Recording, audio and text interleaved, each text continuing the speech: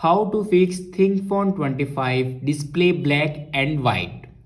So let's start the video. First of all, open settings and then click on home and lock screen and then click on lock screen.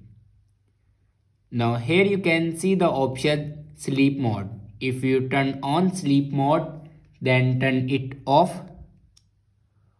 After turning off your sleep mode, then go back to the main page of your settings and then click on display. And if you turn on your dark theme, then turn it off. After turning off your dark theme, then go back and click on system and click on reset options.